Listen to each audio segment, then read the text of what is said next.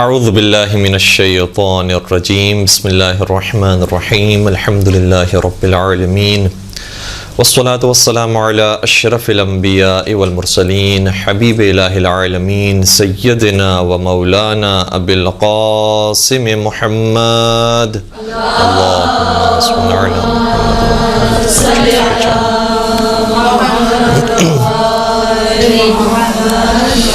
وعلى أهل بيته الطيبين الطاهرين المعصومين المظلومين الذين أذهب الله عنهم الرجس وطهرهم تطهيرا اللهم صل على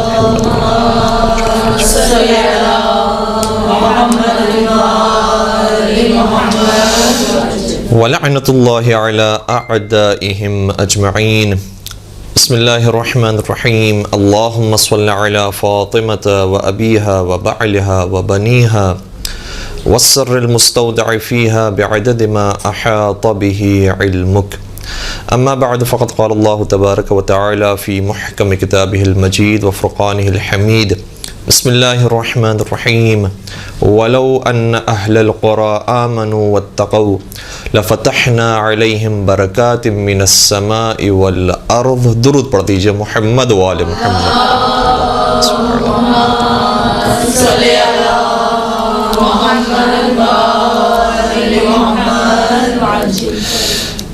عزیزان گرامی، سب سے پہلے تو ایام فاطمیہ کے حوالے سے آپ تمام کی خدمت میں، بالخصوص امام زمان علیہ السلام کی خدمت میں ان کی جدہ ماجدہ کی شہادت کی تعزیت پیش کرتے ہیں اور یہ دعا کرتے ہیں کہ جس مقصد کے لیے جناب سیدہ کائنات نے قدم آگے بڑھایا تھا اسی قدم پر ہم اپنا قدم رکھ کر ان کی پیروی کریں اور پروردگاری توفیق عطا فرمائے کہ ان کی اولاد نے جس طرح سے مقصد حضرت سیدہ کو آگے بڑھایا ہے اور پھر ان کے آخری فرزند حقیقی معنوں میں مقصد سیدہ کو اپنے عروج پر لے جائیں گے اور حکومت الہیہ کو قائم فرمائیں گے، پروردگار اس حکومت کے اندر بھی ہمیں کوئی حصہ ڈالنے کی توفیق عطا فرما۔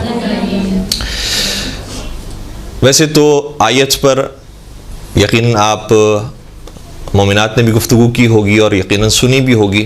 یہ آیت سورہ اعراف کی آیت نمبر 96 ہے، سورہ نمبر 7 آیت نمبر 96۔ اس میں ارشاد تو یہ ہو رہا ہے کہ، اور یہ آیت وہ ہے کہ جسے جناب سیدہ کائنات نے بھی اپنے خطبات میں کوٹ فرمایا ہے اور نقل کیا ہے، جس سے اس بات کی امپورٹنس کا اندازہ ہوتا ہے کہ اگر صحیح جگہ پر صحیح چیز پہنچ جائے تو اس سے کتنا فرق پڑ سکتا ہے۔ ارشاد فرماتے ہیں کہ قرآن کریم کی آیت بھی ہے کہ وَلَوْ أَنَّ أَهْلَ الْقُرَىٰ، اگر مدینے والے، اور قرآن سے مراد ویسے تو مدینے والے ہیں، بعض روایت کے مطابق دیگر چیزوں کو بھی شامل کیا گیا ہے، لیکن ہم فرض کرتے ہیں کہ اگر قرآن سے مراد ہم زمین والے لیں، اگر زمین کے تمام انسان آمنوا واتقوا، صحیح معنوں میں ایمان لے کر آ جائیں اور صحیح معنوں میں خدا سے حیا کریں اور خدا سے خوف کریں، تو لَفَتَحْنَا عَلَيْهِمْ بَرَكَاتٍ مِّنَ السَّمَاءِ وَالْأَرْضِ، تو پروردگار یہ شاہ فرما رہا ہے کہ ہم ایسے لوگوں کے لیے زمین و آسمان سے برکتیں نازل کریں گے۔ اگر صحیح معنوں میں دینداری ہو تو زمین و آسمان سے برکتیں نازل ہوں گی۔ اس کا مطلب یہ ہے کہ قیامت میں جو اجر و ثواب ہے وہ تو اپنے مقام پر ہے ایمان کا، قیامت میں جو اجر و ثواب ہے تقویٰ کا وہ اپنے مقام پر ہے، لیکن ہم اسی دنیا کے اندر زمین و آسمان سے برکتیں نازل کریں گے اگر لوگ صحیح معنوں میں دیندار ہو جائیں۔ اب مسئلہ یہ ہے کہ ہم نے دینداری کو بہت محدود کر لیا ہے اور دینداری کو صرف نماز روزوں کے اندر یا حجاب و داڑھی کے اندر محدود کر لیا ہے، ورنہ دینداری بہت وسیع مفہوم رکھتی ہے۔ یعنی اگر آپ یہ تصور فرمائیں کہ جناب سیدہ کائنات اپنے مقام سے کھڑی نہیں ہوتی اور باغ فدق کے لیے نہیں جاتی، دربار جا کر خطبہ بیان نہیں کرتی، اپنی وراثت کا اعلان نہیں فرماتی، تو نمازوں پر کوئی فرق نہیں آنے والا تھا بظاہر۔ یہ جناب سیدہ کہ دربار جانے اور خطبہ دینے سے پہلے بھی لوگ نماز پڑھ رہے تھے، اس کے بعد بھی لوگ نماز پڑھ رہے ہیں۔ اسی طریقے سے امام حسین علیہ السلام کی اگر بات کی جائے تو امام حسین کی شہادت سے پہلے بھی لوگ نماز پڑھ رہے ہیں، امام حسین کی شہادت کے بعد بھی لوگ نماز پڑھ رہے ہیں۔ روزوں کی بات کر لی جائے، داڑھی کی بات کر لی جائے، حجاب کی بات کر لی جائے، یہ باتیں وہ ہیں کہ جو اتنی حد تک دینداری ان کے اندر پہلے سے موجود تھی۔ پھر کون سی ایسی دینداری ہے کہ جس کے لیے جناب سیدہ کائنات بھی قدم گھر سے باہر نکالتی ہیں اور کون سی ایسی دینداری ہے جس کے لیے امام حسین علیہ الصلوۃ والسلام بھی مدینہ کو چھوڑتے ہیں اور کربلا تک جاتے ہیں؟ اس دینداری کے وسیع مفہوم کو ہمیں سمجھنا ہوگا، اور اس مفہوم کو سمجھنے کے لیے ایک دعا کی طرف ہم اشارہ کریں گے. انشاءاللہ یہ دعا آپ سب مانگتی ہوں گی اور اپنے قنوت کے اندر اس کو حصہ بنایا ہوا ہوگا، اور بہت آسان سی دعا ہے لیکن اس کی طرف توجہ ہماری ذرا کم ہوتی ہے. کون سی دعا ہے؟ بسم اللہ الرحمن الرحیم.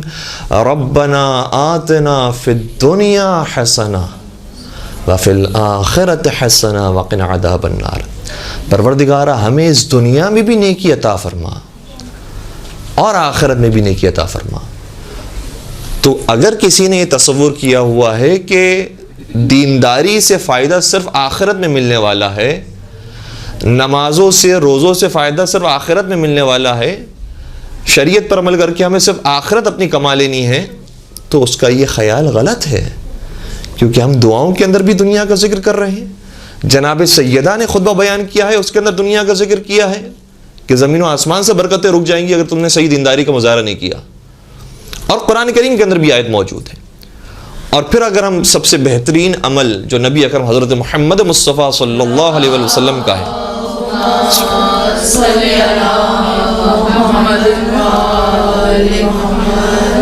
اس کی طرف آئیں اور آج کے نعرے کو اس نعرے کے ساتھ ملائیں تو اندازہ ہوگا کہ کتنا فرق ہے صرف زبان سے نعرہ لگانے میں اور عمل کرنے میں. نبی اکرم نے مدینہ جا کر واقعاً ریاست مدینہ کو قائم کیا ہے، ریاست مدینہ کو واقعاً آباد کیا ہے. اور آج نعرہ لگانا یہ بہت آسان کام ہے کہ ہم بھی وہی کام کرنے والے ہیں. جس طرح سے آج یہ نعرہ لگانا بھی بہت آسان ہے کہ ہم حسینی ہیں، حسینیت کے طرفدار ہیں. نعرے سے تو بہت آسان ہے لیکن قدم آگے بڑھانا بہت مشکل ہے. تو نبی اکرم نے جب مدینہ کی طرف ہجرت فرمائی ہے تو وہاں پر بہت سارے کام تھے، بہت سارے امور کو انجام دیا ہے. اور مزے کی بات یہ ہے کہ اس کے اندر آپ کو شاید زیادہ توجہ اس بات پر نہیں ملے گی کہ دیکھو نماز کے اندر تم نے یہ غلط پڑھ دیا، تم نے روزہ یہاں پر غلط توڑ دیا ہے اور اس طرح سے روزہ باطل ہو جاتا ہے، یا اس طرح کی جو ہمارے نزدیک دینداری کی چیزیں اس کی طرف پیغمبر کی زیادہ توجہ، پیغمبر کی یقین اس طرف بھی توجہ اور یقیناً توجہ دلائی بھی ہے. لیکن جس سے قومیں تیار ہوتی ہیں، جس سے ریاست مدینہ قائم ہوتی ہے، وہ حقیقی معنوں میں صحیح اخلاق ہے، صحیح سوچ اور صحیح نظریہ ہے. اگر ہم نے سوچ صحیح بٹھا دی اس معاشرے کے اندر تو پھر خود بخود یہ چھوٹی موٹی جو غلطیاں ہو رہی ہیں وہ صحیح ہو جائیں گی. خدا نخواستہ یہ کوئی نہ سمجھے کہ نماز روزے کی جو غلطیاں ہیں وہ چھوٹی چھوٹی سی غلطیاں ہیں، اس سے کوئی اتنا فرق نہیں پڑتا. نہیں، اس کی امپورٹنس اپنی جگہ پر بہت زیادہ ہے، اور اس کی اگر ہم اہمیت بیان کریں گے تو وہ بھی آپ محسوس کریں گے کہ وہ بھی کسی مقام پر اس سے کم نہیں ہے. لیکن ہم اس چیز کی امپورٹنس چونکہ سمجھ رہے ہیں اس لیے مجھے بتانے کی ضرورت نہیں ہے. اس چیز کی امپورٹنس نہیں سمجھ رہے ہیں اس لیے اس پر گفتگو کرنے کی ضرورت ہے. تو ریاست مدینہ کے اندر پیغمبر نے ایک کام یہ فرمایا ہے کہ سب سے پہلے تو انصار اور مہاجرین کو بھائی بھائی بنایا. اس کی طرف کسی کی توجہ ہے؟ کیا آپس میں ایک دوسرے سے محبت رکھنا اور آپس میں ایک دوسرے سے اتحاد بھائی چارہ رکھنا کتنا امپورٹنٹ ہے. یہ ایک اپنے مقام پر اہمیت رکھتا ہے. پھر آگے بڑھیے، مسجد کو تعمیر کروایا. اچھا، مسجد تعمیر کروایا تو اس کا یہ مطلب نہیں کہ مسجد کے اندر سے نماز پڑھی جائے گی، یہاں پر اذان ہوگی، یہاں پر دعائیں ہوں گی، یہاں پر اعمال ہوں گی. یہ مقصد نہیں صرف مسجد کا. پیغمبر نے جب مسجد بنائی ہے تو اس مسجد کے اندر دنیا کا ہر کام پیغمبر وہیں سے انجام دے رہے ہیں. اسی لیے جب ہم یہ خطبات کے اندر پڑھتے ہیں اور مجلسوں کے اندر بیان کرتے ہیں کہ بی بی دربار میں گئی، تو دربار کون سی جگہ ہے؟ دربار کوئی الگ سے ہال کا نام نہیں ہے، دربار اسی مسجد کا نام ہے. جب تک پیغمبر اس مسجد میں موجود تھے یہ مسجد تھی، اور جب پیغمبر کی مخالفت کرنے والے لوگ مسجد پر قابض ہو گئے تو اب یہ مسجد دربار بن گئی. تو جگہ وہی جگہ ہے اور یہیں سے سارے کام پیغمبر اکرم انجام دیا کرتے تھے. تو پیغمبر نے جب مسجد کا قیام رکھا ہے تو یہ صرف اس مقصد کے لیے نہیں ہے کہ یہاں پر آ کر لوگ نماز پڑھیں گے، یہاں پر ہم دعائیں مانگیں گے، یہاں پر ہم اعمال انجام دیں گے. یہ مقصد نہیں ہے، بلکہ مسجد کے اندر کسی کو جو پریشانی ہوگی وہ یہاں پر آ کر مجھے بیان کرے گا. کسی کے گھر کا مسئلہ ہے، کسی کے رشتہ داری کا مسئلہ ہے، کسی کے تعلقات خراب ہو رہے ہیں، کسی کا کوئی اور دنیاوی مسئلہ ہے، وہ بھی یہاں پر آ کر مجھ سے ڈسکس کرے گا. اور یہیں سے ہم پوری دنیا کے اندر پیغام اسلام کو عام کریں گے. مسجد وہ جگہ ہے جہاں سے سارے کام ہو رہے ہیں. تو مسجد کی بنیاد نبی اکرم نے رکھی. اس کے بعد ایک عجیب روایت ہے جو شاید ہمارے یہاں کم بیان کی جاتی ہے. نبی اکرم نے شاہ فرمایا کہ اب اس مسجد کے اطراف میں تم اپنے مکانات لے لو اور اپنے مکانات یہاں پر تیار کرو. کیوں؟ اب سوسائٹی بنائی جا رہی ہے, معاشرہ اس طرح سے تشکیل دیا جا رہا ہے. پریکٹیکلی نبی اکرم سکھا رہے ریاست مدینہ اس طرح سے قائم ہوئی ہے. نیک لوگوں نے, اچھے شریف لوگوں نے مسجد کے اطراف میں جگہ لے لی اور وہاں پر اپنے مکانات کو تیار کر لیا, اور وہیں سے پھر اب گویا مرکز شہر مسجد نبوی ہے, وہیں سے اب شہر پھیل رہا ہے, وہیں سے اب شہر آگے بڑھ رہا ہے. اور پھر نبی اکرم نے شاہ فرمایا کہ پروردگار تمہارے ان گھروں کو مبارک فرمائے جس کو تم نے مسجد کے قریب خریدا ہے, اور میں تمہیں خبردار کرتا ہوں کہ خبردار اس گھر کو جو تم نے مسجد کے قریب خریدا ہے اسے کبھی بھی فروش نہ کرنا, اس کو نہ بیچنا, کسی اور کے ہاتھوں میں نہ دینا. اب بتائیے یہ کون سی دینداری ہے جو ہمارے یہاں کی دینداری سے بالکل مختلف لگ رہی ہے, کیونکہ ہم نے یہ سنا نہیں ہے. تو پیغمبر اکرم نے فرمایا اپنے ان گھروں کی حفاظت کرنا, ان گھروں کو اپنے پاس رکھنا, کوئی اور آ کر اس کے اوپر نہ رہنا شروع کر دے اور پھر حالات یہاں سے خراب نہ ہونے لگے. اس لیے بہتر یہ ہے کہ زمین کو جب یہاں سے خرید لیا ہے تو یا اپنے کسی بھائی کو, کسی عزیز کو دے دو, اور کسی اور جگہ پر تم جا کر مدینہ کے اندر ہی زمین لے لو, یہ بھی ٹھیک ہے. لیکن ایسا نہ ہو کہ کسی اپنے غیر کو دے دو بغیر سوچے سمجھے کہ کون دشمن ہے کون دوست ہے, پیسے اچھے دے رہا ہے اس لیے اس کو بیچ دیا, بعد میں آ کر اس نے پورا ماحول خراب کر دیا. اس لیے وہاں پر پیغمبر اکرم نے بنیاد ڈالی ہے ریاست مدینہ کی. تو اگر ہم اس ریاست مدینہ کی بات کرتے ہیں تو پھر انشاءاللہ چلتے چلتے ہمارے جو دنیاوی مسائل ہیں وہ بھی حل ہوں گے. ورنہ اگر صرف ہم نے نعرہ لگایا ہے اور باقی ہم اپنی دینداری کے اندر لگے ہوئے, جانے جو نماز روزے والی دینداری ہے اگر اس کے اندر لگے ہوئے ہیں تو کبھی بھی ہمارے دنیاوی مسائل حل نہیں ہونے والے. اور میں اب اپنا ایک ذاتی تجربہ آپ سے شیئر کرنے جا رہا ہوں. آپ سب جانتے ہیں کہ ہم ایران کے اندر رہتے ہیں, ایران سے یہاں پر تبلیغ کرنے کے لیے مجالس کے سلسلے میں آتے رہتے ہیں. کبھی بھی شاید ہم نے یہ ایکسپیرینس اپنا شیئر مائک پر نہیں کیا ہے, لیکن فرسٹ ٹائم اپنا یہ ایکسپیرینس مائک پر شیئر کرنے جا رہے ہیں کہ دیکھیں جب ہم ایران سے پاکستان آتے ہیں تو ہمیں تبدیلی نظر آتی ہے, جب پاکستان سے ایران جاتے ہیں وہاں پر بھی تبدیلی نظر آتی ہے. لیکن فرق یہ ہے کہ وہاں سے یہاں پر آتے ہیں تو جتنے حالات بہتر ہوتے ہیں وہ بھی ہاتھوں سے چلے جاتے ہیں, اور وہاں پہنچتے ہیں تو دنیا یہ کہہ رہی ہے کہ ایران کے اندر حالات بڑے خراب ہیں, ایران کے اندر یہ بھی نہیں ہے, ایران کے اندر وہ بھی نہیں ہے, لوگ مر رہے ہیں, لوگوں کے رائٹس نہیں ہیں, حقوق نہیں ہیں. لیکن وہاں جاتے ہیں تو اپنی آنکھوں سے دیکھتے ہیں کہ وہاں بہتری آئی ہے اور مثبت تبدیلی آئی ہے. چند ایک مثالیں آپ کی خدمت بیان کرتا ہوں. اچھا یہ بات بھی ہے کہ ہم صرف کراچی کی بھی بات کر رہے ہیں, ورنہ پورے پاکستان کی اگر بات کریں تو بہرحال ہم نے جہاں جہاں سفر کیا ہے پنجاب کے اندر وہاں پر بہتر صورتحال ہے کراچی سے, کے پی کے اندر بہت بہتر صورتحال ہے کراچی سے, بلکہ پنجاب سے بھی, جس کو ہم نے شاید یہاں پر اپنے ذہنوں کے اندر بالخصوص جو بزرگان ہیں انہوں نے بٹھایا ہوا ہے, اور پہلے تک وہ اپنے مقام پر ٹھیک تھا. خود ہمارے دادا مرحوم یہ کہا کرتے تھے, پروردگار انہیں غریق رحمت فرمائے, کہتے تھے کہ اپنے زمانے کے اندر وہ جس زمانے میں اس وقت جو حالات پاکستان کے اندر تھے اس زمانے کے اعتبار سے کہا کرتے تھے کہ کراچی کے اندر اگر آپ ہیں تو انسانیت نچلے درجے پر ہے, نچلے درجے پر ہے. کراچی سے آپ باہر چلے جائیں سندھ کے اندر تو یہ انسانیت اور نیچے چلے جاتی ہے, پنجاب چلے جائیں اور نیچے چلے جاتی ہے, کے پی کی چلے جائیں اور نیچے چلے جاتی ہے. جتنا اوپر آپ جاتے جائیں گے انسانیت نیچے سے چلی جاتی جائے گی. لیکن اب معاملہ بالکل برعکس ہو گیا ہے, اور ہم نے اپنی آنکھوں سے دیکھا ہے کہ پاکستان میں سب سے ویلفیئر سوسائٹیز اور ویلفیئر شہر جو موجود ہیں وہ کے پی کے اندر موجود ہیں. وہاں کے روڈز دیکھیں, وہاں کا سسٹم دیکھیں, وہاں کے لوگوں کے چہروں پر خوشحالی دیکھیں, انسان حیران ہو جاتا ہے کہ یہ کیا ہو گیا, یہ تو بالکل انقلاب آ گیا ہے. تو کام کیا ہے انہوں نے, اور بہرحال ان کو موقع بھی کسی سیاسی وجوہات کی وجہ سے انہیں بہتر فراہم ہوئے, لیکن بالآخر نتیجہ یہ نکلا کہ ہم تنزلی کا شکار ہو گئے اور وہ بلندی حاصل کر رہے ہیں.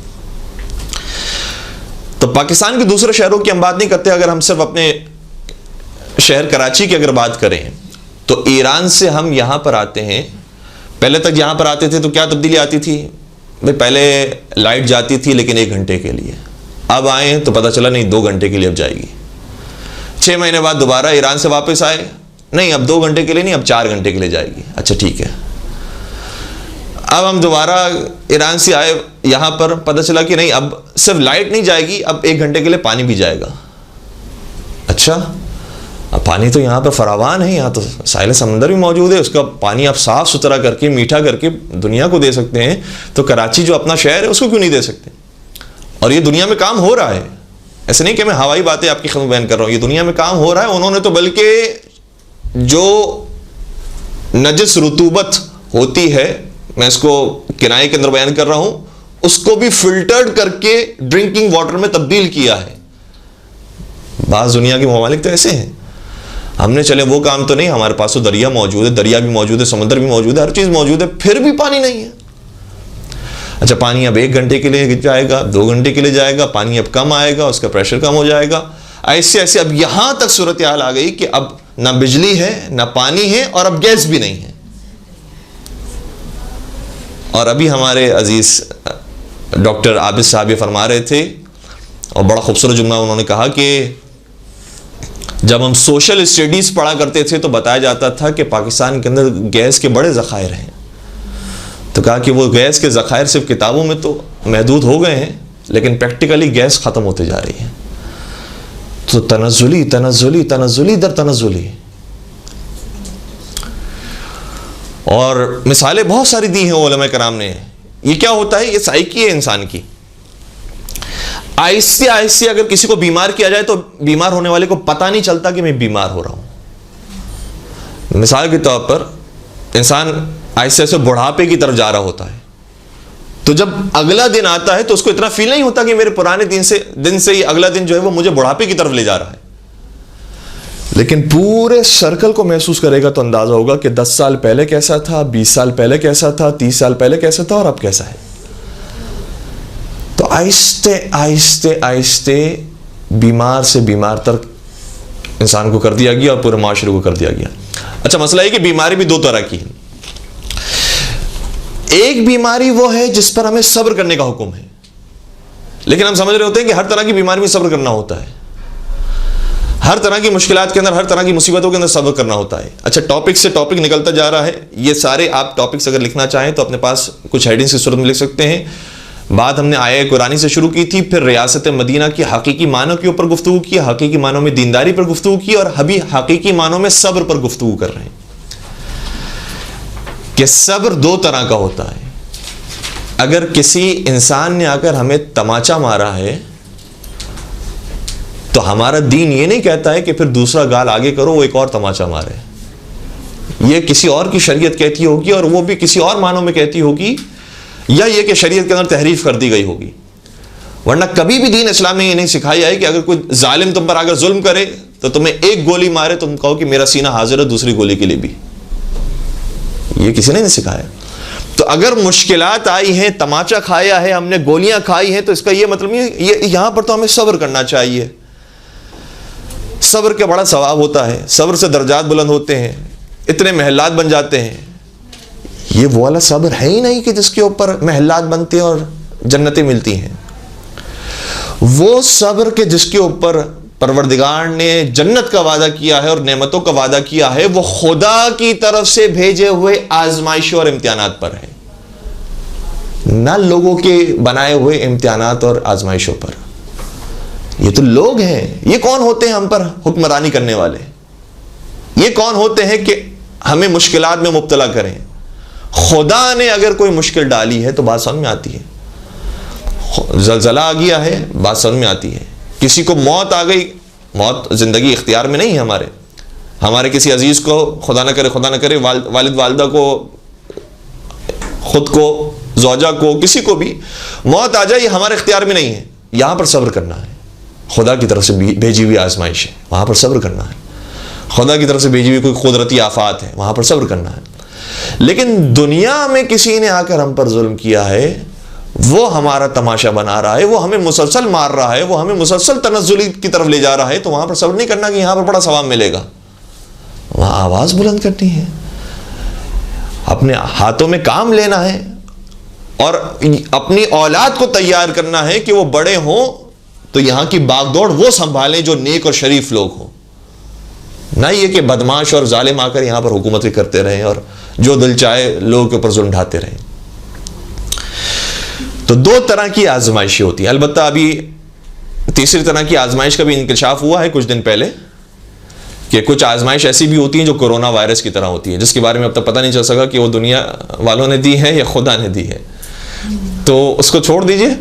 باقی جو آزمائشیں وہ دو طرح کی ہیں، یا اوپر سے آئی ہوئی ہے یا نیچے سے پیدا کردہ ہے. اگر اوپر والے کی ہے تو اس پر صبر کرنا ہے، اگر نیچے والے لوگوں کی تیار کرتا ہے تو اس نااہل انسان کو نکال کر کسی اہل انسان کو بٹھانا ہے، اہل انسان کو آگے لانے کی کوشش کرنی. تو یہاں ہم جو دیکھ رہے ہیں اپنا ذاتی تجربہ ایکسپیرینس وہ آپ کی خدمت بیان کر رہے ہیں. اور دوسری طرف سے اگر ایران کی بات بھی کی جائے تو ایسا نہیں کہ وہاں پر بھی ہر جگہ پر کوئی مٹھائیاں بٹ رہی ہیں اور وہاں پر بھی صرف سہولتیں، وہاں پر بھی پریشانیاں ہیں. وہاں پر بھی لوگ ایسے ہیں کہ جو حکومت کے خلاف ہیں، وہاں پر بھی لوگ ایسے ہیں کہ جو صحیح کام نہیں کر رہے ہیں، وہاں پر بھی کچھ نااہل افراد موجود ہیں.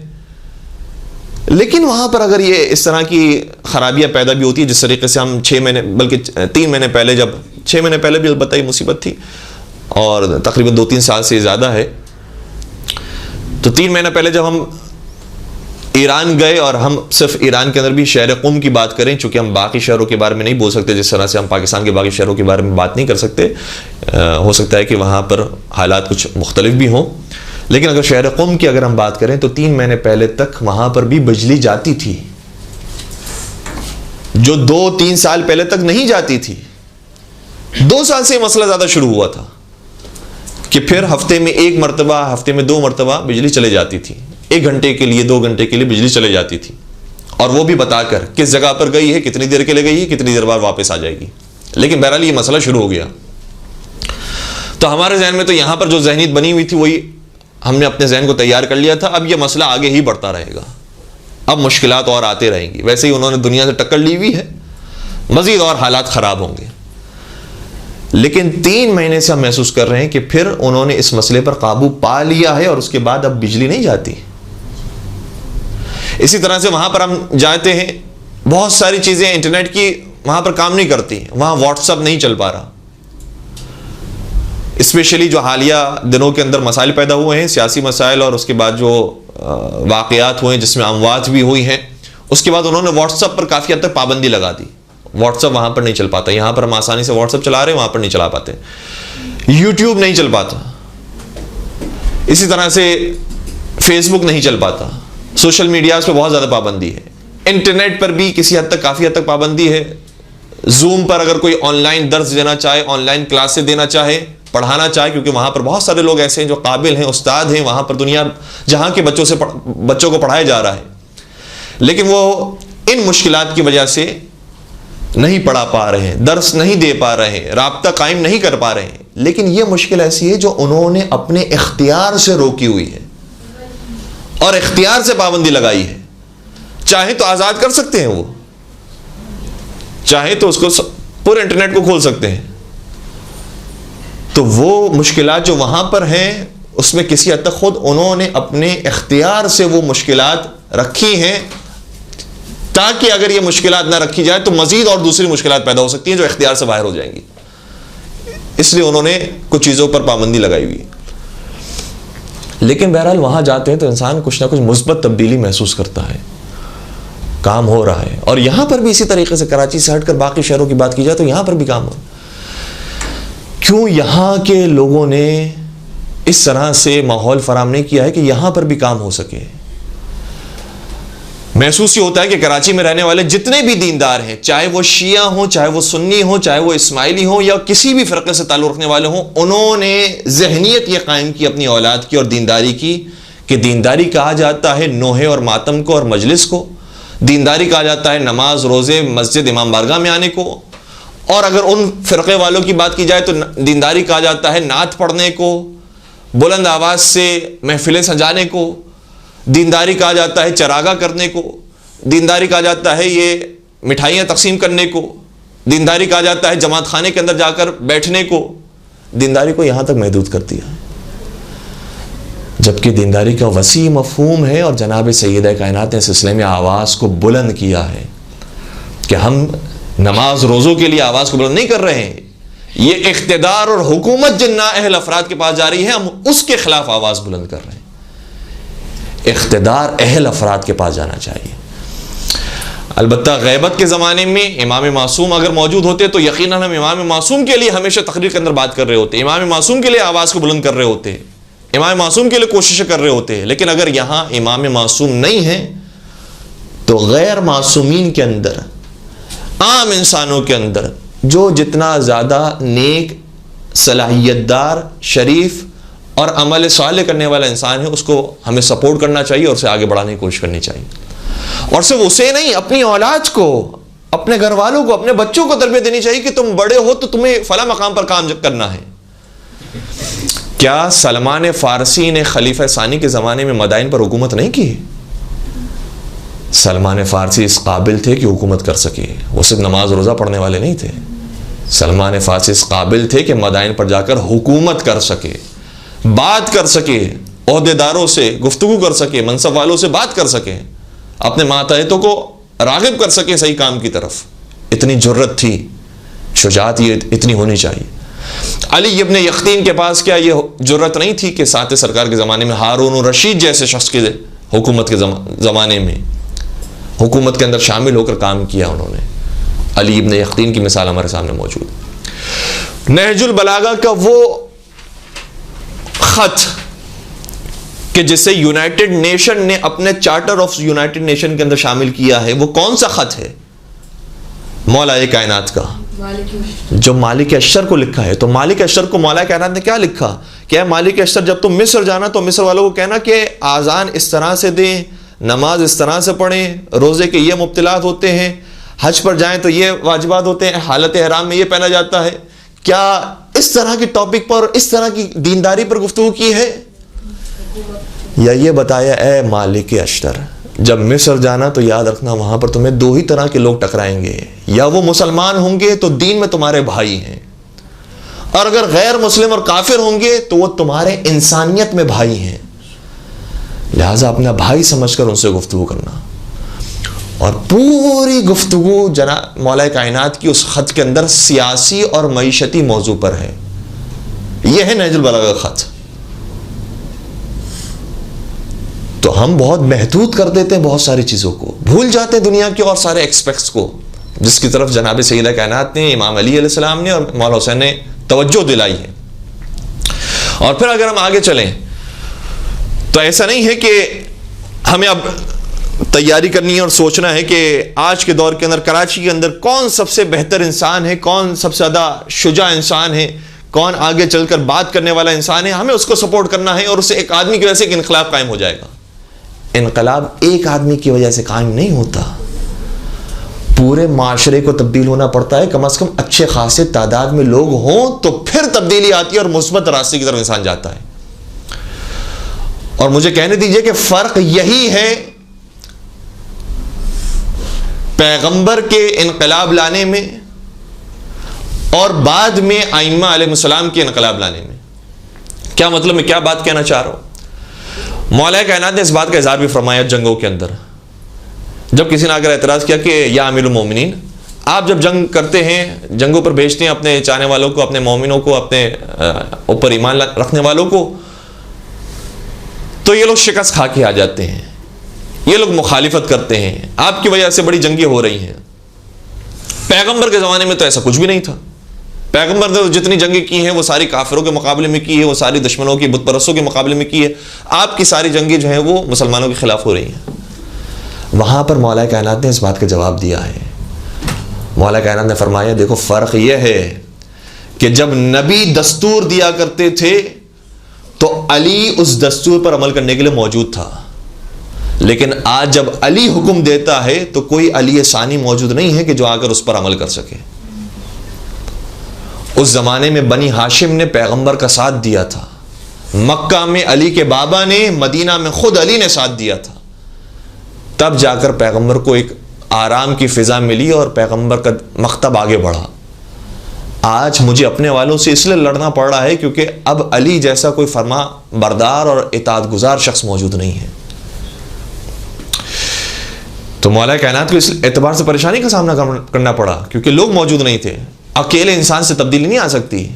اگر کراچی کے اندر بھی ہمیں بہتر صورتحال پیدا کرنی ہے اور عائشہ سے اس مقصد کو آگے بڑھانا ہے، اور میں صرف یہ نہیں کہہ رہا کہ آپ کراچی سے کام شروع کریں، آپ کام شروع کرنا چاہتے ہیں اپنے گھر سے کام شروع کریں، کام شروع کرنا چاہتے ہیں اپنی بلڈنگ سے کام شروع کریں، کام شروع کرنا چاہتے ہیں اپنی سوسائٹی سے کام شروع کریں، اور پھر آہستہ آہستہ اسے بڑے سیکٹر کی طرف لے جائیں، اسے آہستہ آہستہ کراچی کی طرف لے جائیں۔ لیکن کام کا آغاز ہوتا ہے خود انسان کے اپنے گھر سے۔ گھر کے اندر ہم کتنی رعایت کرتے ہیں اخلاقیات کی، صفائی ستھرائی کی، پنکچولیٹی کی، یہ جو اسلامی اقدار ہیں اس کی ہم کتنی رعایت کرتے ہیں۔ اس کے بعد پوری بلڈنگ کے اوپر یہ چیز نافذ ہوتی ہے، اس کے بعد پورے سوسائٹی کے اوپر، اس کے بعد پھر بڑے سیکٹر کے اوپر، اس کے بعد پورے کراچی کے اوپر۔ اور افراد کی واقعی ضرورت ہے۔ ٹیم کم ہے ہمارے پاس آذان دینے والے لوگ موجود ہیں، مجلسیں پڑھنے والے لوگ موجود ہیں، نوخوانی کرنے والے لوگ موجود ہیں، لیکن قوم کی سربراہی کرنے والے لوگ کم موجود ہیں۔ اور پھر ہمیں ایک اور فرق بھی سمجھ میں آتا ہے۔ آج کے زمانے کی بھی ایک مثال آپ کی خدمت بیان کروں۔ دیکھیں، امام خمینی نے اپنے زمانے کے ظالم کی طرف کے سامنے آواز بلند کی اور وہ کامیاب ہو گئے۔ اسی طرح سے عراق کے اندر شبیہ امام خمینی شہید آیت اللہ باقر الصدر نے بھی اپنے زمانے کے عراق کے جو ظالم حکمران تھا اس کے خلاف آواز بلند کی، لیکن ظاہری طور پر وہ شہید ہو گئے اور ناکام ہو گئے۔ وجہ کیا تھی؟ جو مورخین ہیں، جو علماء ہیں، انہوں نے وجہ بیان کی کہ وجہ یہ ہے کہ آیت اللہ خمینی کا ساتھ دینے والے افراد موجود تھے۔ شہید دستہ غیب شیرازی، شہید آوینی، شہید بہشتی، بہت ساری شہادتیں ہوئی بڑے بڑے علماء کی، اور بڑے بڑے لوگوں نے کام کیا ہے۔ ابھی بھی کچھ افراد زندہ ہیں، جیسے آیت اللہ خامنئی زندہ ہیں۔ تو ایک ٹیم موجود تھی، افراد موجود تھے، تو تبدیلی آ سکی۔ ایک اگر تنہا شخص ہو یا چند افراد ہوں اور وہ آواز بلند کریں تو اس سے تبدیلی نہیں آ سکتی۔ یہی بات ہمیں جناب سیدہ کے واقعے میں اور امام حسین علیہ السلام کے واقعے کے اندر بھی دکھائی دیتی ہے۔ دیکھیں، جناب سیدہ کائنات کی شہادت ہوئی تو کوئی اتنا بڑا ہمیں تبدیلی نظر نہیں آتی کہ جناب سیدہ کی شہادت ہونے کے بعد لوگ باہر نکل آئے ہوں اپنے گھروں سے اور انہوں نے کہا ہو کہ بنت رسول کو تم نے شہید کر دیا، اب ہم تمہارا مقابلہ کریں گے، ہم تمہارے خلاف تلواریں نکالیں گے اور تمہیں یہاں سے نکل باہر کریں گے۔ ایسا کام جناب سیدہ کی شہادت کے بعد پیش نہیں آیا ہے، لیکن امام حسین کی شہادت کے بعد یہ کام پیش ہوا ہے کہ امام حسین کی شہادت ہوئی، اس کے بعد کوفے والے کھڑے ہوئے، قیام توابین ہوا، بہت بڑی جنگ ہوئی، بہت سی شہادتیں اور بہت سی ہلاکتیں ہوئی، قیام مختار ثقفی ہوا، لوگ پھر کھڑے ہوئے، پھر کام ہوا، اور ہوتے ہوتے نوبت یہاں تک آئی کہ آل سفیان نے یہ کام کیا تھا نا، امام حسین کو شہید کرنے والا آل سفیان نے یہ کام کیا تھا۔ آل سفیان کی حکومت کچھ سالوں میں ختم ہو گئی۔ کچھ سالوں کا مطلب کیا ہے؟ 3 سال کے اندر یزید واصل جہنم ہوا، یزید کے بیٹے نے انکار کر دیا حکومت کا، اب حکومت آل سفیان سے ختم ہو گئی، چلے گئے آل مروان کے پاس۔ یعنی امام حسین علیہ السلام کے انقلاب میں اور جناب سیدہ کے انقلاب میں ظاہری طور پر ہمیں فرق محسوس ہوتا ہے، جو وہی فرق ہمیں پھر آگے جا کر ایران کے اور عراق کے انقلاب میں نظر آتا ہے۔ یہ فرق کیوں ہے؟ اگر لوگ ساتھ دینے والے نہ ہوں تو انقلاب دب جاتا ہے، ختم ہو جاتا ہے، آواز آگے نہیں بڑھ پاتی۔ لیکن اگر 72 لوگ بھی شامل ہو جائیں، اگر کچھ 70 کے قریب لوگ بھی مل جائیں تو پھر یہ آواز دنیا تک پھیلتی ہے۔ 70 لوگ بھی، اور مدینہ کے اندر کتنے ساتھ دینے والے تھے؟ بعض روایات کے مطابق صرف 3 ساتھ دینے والے تھے مولا کائنات کا، جو حقیقی معنوں میں پکے فرما بردار تھے، جناب سلمان فارسی، جناب ابو ذر غفاری، جناب مقداد۔ بعض روایتوں کے اندر 4 کا ذکر آیا، جناب عمار یاسر، بعض میں کچھ اور ذکر بھی آیا ہے، حذیفہ بن یمان اور چند دیگر افراد۔ لیکن یہ تعداد 7 سے زیادہ تقریباً روایت کے اندر بیان نہیں ہوئی ہے، 7 سے زیادہ بیان نہیں ہوئی ہے. تو اگر 7 افراد ساتھ دینے والے ہوں تو پورا معاشرہ تبدیل نہیں ہو پاتا. 70 افراد ساتھ دینے والے ہوں تو پھر وہ خون تبدیلی دکھاتا ہے. اور کچھ عرصے کے بعد آل مروان کی حکومت بھی ختم ہو گئی اور حکومت بنی امیہ سے نکل گئی، بنی عباس کے پاس چلے گئی. کچھ سالوں کے اندر پھر یہ واقعہ بھی پیش آیا کہ پوری بنی امیہ سے حکومت نکل کر بنی عباس کے پاس چلے گئی. تو اگر ہمیں واقعاً کام کرنا ہے اور صحیح معنوں میں دینداری کا مظاہرہ کرنا ہے تو اس معاملے کو بھی تھوڑا سا سوچنا ہوگا. نبی اکرم حضرت محمد مصطفیٰ صلی اللہ علیہ وسلم کی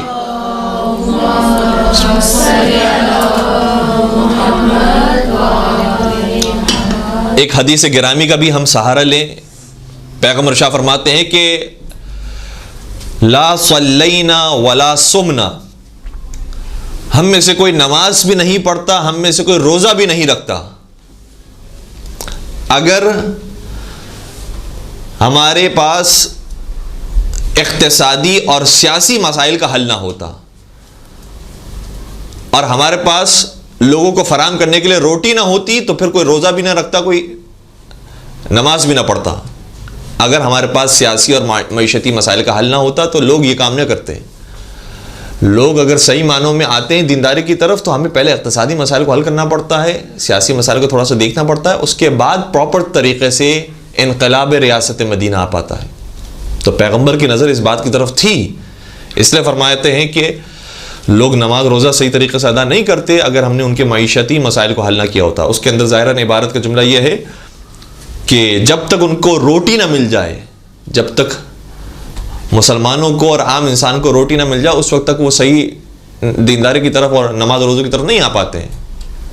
تو پہلے یہ مسائل ہیں، اس کو حل کرنا ہوگا، اس کے بعد پھر دیگر مسائل کی طرف بھی توجہ دینی ہوگی. اور قرآن مجید کی وہ آیت بھی ہمارے سامنے موجود ہے کہ فلولا نفر من کل فرقۃ منہم طائفہ، تم میں سے کیوں ہر کمیونٹی کے اندر سے کچھ لوگ نہیں نکلتے ہیں. پھر آگے قرآن نے بیان کیا نکلنے کے بعد وہ کیا کر لیتفقہوا فی الدین ولینذروا قومہم اذا رجعوا الیہم لعلہم یحذرون، کہ وہ دین میں صحیح سمجھ بوجھ حاصل کریں. تو کچھ لوگوں کا کام ہوتا ہے کہ سیاسی مسائل کے اندر جائیں، کچھ لوگوں کا کام ہوتا ہے اقتصادی مسائل کے اندر جائیں، کچھ لوگوں کا کام ہوتا ہے کہ جو دینداری کے کام ہیں اور نماز روزہ حج زکوٰۃ اور مجالس ہیں اس کی طرف جائیں. تو ان تمام ڈپارٹمنٹ کی طرف ہماری توجہ ہونی چاہیے اور انشاءاللہ اس سوچ کو ہمیں اپنے بچوں کے اندر منتقل کرنی چاہیے تاکہ ہمارے بچے صرف مومن، بعض چیزوں کے مومن نہ بنے بلکہ مکمل مومن بنے. جب کل ایمان کے ماننے والے ہیں تو کل صاحب ایمان بھی ہونا چاہیے. تو پہلے حصے کے اندر ہم اسی بات کی طرف اشارہ کرنا چاہتے ہیں کہ سیاسی مسائل کو ہمیں بہت اچھے طریقے سے دیکھنا ہوگا اور جناب سیدہ کائنات نے جو کام کیا ہے اس کام کو ہمیں دقت کے ساتھ مزید توجہ کے ساتھ دیکھنا ہوگا. ایک دو ہم روایتیں آپ کی بیان کریں اور انشاءاللہ پھر موضوع کو ہم کمپلیٹ کرتے ہیں. وہ دیکھیں کہ جب مولا کائنات کا حق چھن گیا تو ابو سفیان مدینہ کے باہر موجود تھا. روایتیں کہتی ہیں کہ وہ نجران میں پیغمبر کی طرف سے کسی ماموریت پر تھا، ظاہراً وہاں سے جزیہ لینے کے لیے یا زکوٰۃ لینے کے لیے وہاں پر پیغمبر نے بھیجا تھا تاکہ بہت سارے لوگ موجود نہ ہوں، مدینہ کے اندر آسانی سے میرے چلے جانے کے بعد حکومت علی مرزا کو مل جائے. لیکن جب ابو سفیان مدینہ واپس آئے تو انہوں نے دیکھا کہ حکومت تو علی مرزا کو نہیں ملی، یہ تو فلاں آدمی کو مل گئی ہے. اور چونکہ ابو سفیان کا تعلق بنی امیہ سے تھا اور بنی امیہ ایک مشہور قبیلہ تھا قریش کا. اپنے پاس اگر نوٹ ڈاؤن کرنا چاہیں تو لکھیے گا کہ اس زمانے کے اندر قریش کے مختلف 25 طرح کے طائفے تھے. اس کو قبیلے آپ کہنا چاہیں تو قبیلے بھی کہہ سکتے ہیں، لیکن خود قریش بھی ایک قبیلہ ہے. اس قبیلے کے اندر اور سب قبیلے تھے، چھوٹے چھوٹے اور قبیلے اور چھوٹے چھوٹے اور طائفے تھے. اس میں سے ایک امپورٹنٹ جو طائفہ سمجھا جاتا تھا وہ بنی امیہ کا سمجھا جاتا تھا اور اس سے زیادہ امپورٹنٹ بنی ہاشم کا سمجھا جاتا تھا. اور بھی 2-4 اور طائفے تھے جو مشہور سمجھے جاتے تھے، جیسے قبیلے بنی مخزوم جس سے ابو جہل کا تعلق ہے. مشہور آدمی ابو جہل اپنے دور کا. اور اس نے مخالفت کی تھی، اس کی وجہ سے اسلام کو نقصان پہنچا، لیکن بہرحال اسلام نے اسے ابو الحکم ہونے کے باوجود ابو جہل کا لقب دیا اور کہا یہ جہالتوں کا باپ ہو سکتا ہے، حکمتوں کا باپ نہیں ہو سکتا۔ تو قبیلہ بنی مخزوم ایک مشہور قبیلہ ہے، قبیلہ بنی عبدالدار ایک مشہور قبیلہ ہے، تو کچھ مشہور قبیلے تھے۔ لیکن اب جو پیغمبر کے چلے جانے کے بعد جس کو حکومت ملی ہے وہ بالکل ہی غیر معروف قبیلے سے تعلق رکھنے والا ہے۔ تو بڑا غصہ آیا ابو سفیان کو کہ اس شخص کو کیسے حکومت مل گئی، اس سے بہتر تو کم از کم میں ہوں۔ اور روایت ہی کہتی ہے، اچھا روایت کے اندر بڑی تحریف بھی کی گئی ہے، اہل سنت برادران کی کتابوں کے اندر مختلف طرح کی روایتیں ہیں، ہمارے یہاں بہت کلیئر میسج موجود ہے اور بہت صاف ہے، جس سے پتہ چل جاتا ہے کہ روایت بالکل پرفیکٹ موجود ہے، جس کے کنیکشن بہت اچھے ملے ہوئے ہیں۔ لیکن اہل سنت کے یہاں بھی اشارتاً یہ روایت موجود ہے۔ ابو سفیان آیا ایسے موقع پر مولا علی کے گھر پر اور مولا علی کے چچا جناب عباس کے گھر پر، اور اس طرح سے مخاطب ہو کر کہنے لگا این الاذلان، این الاذلان۔ اس کا میں ترجمہ معاف کیجئے گا کہ اگر لفظی ترجمہ پیش کروں تاکہ آپ تک بات صحیح طریقے سے منتقل ہو کہ وہ کیسا اس نے جملہ کہا ہے، تو میں معذرت چاہتا ہوں۔ اذلان نکلا ہے، اذلان نکلا ہے ذلیل سے، اس نے کہا این الاذلان، اور اذلان تسنیہ کے صیغہ، یعنی دو افراد کو مخاطب ہو کر یہ جملہ اس نے کہا ہے۔ کس کو؟ مولا علی اور جناب عباس کو۔ کہا این الاذلان، کہاں ہیں بیٹھے ہوئے لوگ اور پس لوگ، نعوذ باللہ نعوذ باللہ، ذلیل لوگ کہاں ہیں، نعوذ باللہ۔ یہ اس طرح سے اس نے مخاطب ہو کر ان دونوں شخصیات کو کہا، باہر نکلو تم دونوں، اور باہر نکلنے کے بعد کھڑے ہو، آواز بلند کرو، اس کو کیسے حکومت مل گئی؟ اور اگر تمہاری آواز پر کوئی لبیک نہیں کہتا ہے تو پھر ہماری کتاب کے اندر پوری روایت موجود ہے، اور یہاں تک اہل سنت نے بھی لکھا ہے، کہا کہ اگر تمہارا کوئی ساتھ نہیں دیتا تو میں اور میری پوری قوم تمہارا ساتھ دینے کے لیے تیار ہے، نکلو آواز بلند کرو۔ اس موقع پر مولا کائنات نے کیا آفاقی جملہ شاہ فرمایا ہے، فرمایا ہے ابو سفیان، اگر تو اور تجھ جیسے لوگ ہمارا ساتھ دینا چاہتے ہیں تو بہتر یہ ہے کہ کوئی ساتھ ہی نہ دے۔ یہ کیا ہے؟ یہ مولا کی سیاست ہے۔ وہاں اتنے سادہ بننے کی ضرورت نہیں ہے کہ اگر کوئی آ کر سپورٹ کرنے بیٹھ جائے کہ آپ آواز سے بلند کریں، ہم آپ کے ساتھ ہیں، ہم آپ کے پیچھے ہیں، تو وہاں پر انسان کہے کہ ہاں چلے، ہمارے لوگوں نے تو ہماری قدر نہیں کی، کوئی دوسرا آ کر ہماری قدر کر رہا ہے تو ہم آواز بلند کرتے ہیں، اس طرح سے ہمیں حکومت مل جائے گی۔ مولا کائنات جانتے تھے کہ اگر یہاں پر ہم نے ان کے سہارے آواز بلند کی تو ابو سفیان کی اولاد نے بعد میں جا کر میری اولاد کو شہید کیا ہے، یہ ابھی سے مجھے شہید کر دے گا، یہ ابھی سے مجھے قتل کر دینے والے ہیں، یہ تو صرف حکومت کو چاہ رہے ہیں اور مجھے استعمال کر رہے ہیں کہ میرے نام پر یہ حکومت حاصل کر لیں، اس کے بعد مجھے سب سے پہلے سائیڈ لائن کرنے والے ہیں۔ اس لیے مولا کائنات نے وہاں پر ابو سفیان کو جواب میں کہا کہ نہیں، ہمیں تمہارے اور تم جیسے لوگوں کی ضرورت نہیں ہے۔ ایک طرف سے مولا علی علیہ السلام کا خطبہ اور جناب سیدہ کے خطبے نظر آتے ہیں کہ تم نے ہماری حکومت کو غصب کیا ہے، حکومت ہمارا حق ہے، تم غدیر کو بھول چکے ہو، کیا واضح اعلان نہیں موجود ہے؟ اور 23 سالہ زندگی کے اندر تم نے کون سا کارنامہ دکھایا ہے؟ ہر موقع پر نبی نے ہمیں یاد رکھا، شب ہجرت کے موقع پر، جنگوں کے اندر، زکوٰۃ کے موقع پر، ہر موقع پر ہمیں یاد کیا ہے، تم کہاں سے آگے ہو؟ ان کے سامنے مسلسل فرماتے رہے کہ تمہارا حق نہیں ہے، ہمارا حق ہے۔ لیکن اگر ابو سفیان جیسے لوگ آ گئے تو انہوں نے مولا کائنات نے فرمایا کہ نہیں، ہمیں تمہارے ساتھ کی ضرورت نہیں ہے، اگر حکومت ہمیں نہیں ملتی ہوگی، ہمیں منظور ہے کہ نہ ملے، لیکن تمہارے ہاتھوں میں چلے جائے ابھی سے، یہ ہمیں منظور نہیں ہے۔ اور بعد میں جا کر بھی ہمیں جو پورا سلسلہ نظر آتا ہے کہ ابو سفیان اور آل ابو سفیان کو حکومت کیسے ملی، تو پتہ چلتا ہے کہ پھر ابو سفیان پہنچا اسی خلیفہ وقت کے پاس اور کہا کہ یہ تمہیں جو حکومت ملی ہوئی ہے، اگر تم نے ہمارا حصہ نہ دیا تو ہم تمہارے خلاف قیام کریں گے۔